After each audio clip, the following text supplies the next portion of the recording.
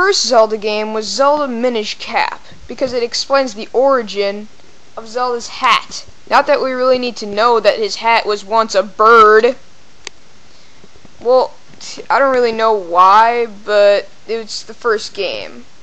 Don't ask me why, please. Now, these two next games kind of are prequels to each other, depending on which order you played them. The Ocarina of Time and The Link to the Past, since they both kind of go on at the same period of the war between good versus evil, or being the sages versus Ganondorf's evil forces. Ocarina of Time would probably come first because it started out as Link being a kid.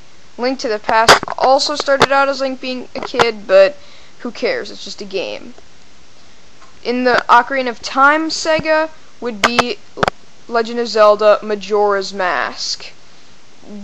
And since in Ocarina of Time, at the end of the game, Zelda sent you back 4 years to relive your... No, 7 years, I think. I don't know. Yeah, 7 years to relive your childhood that you missed.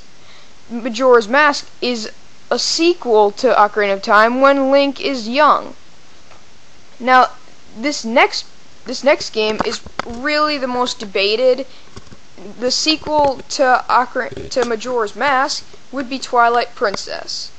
Maybe, just maybe, since Link was a kid in Majora's Mask, he could have moved to this town called Ordon. And since the beginning of the game he had Epona, there may be a chance.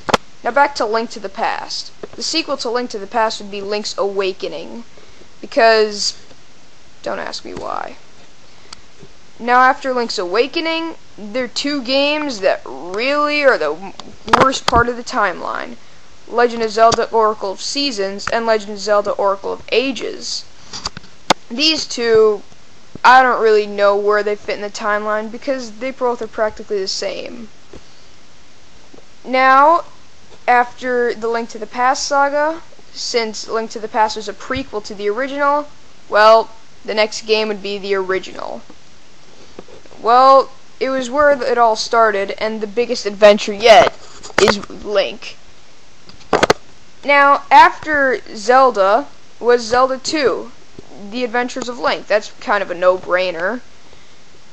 Now, after Zelda 2 would be the Four Swords saga. Four Swords on the Game Boy, and Four Swords 2 Adventures on the stupid GameCube. I really did not like those games.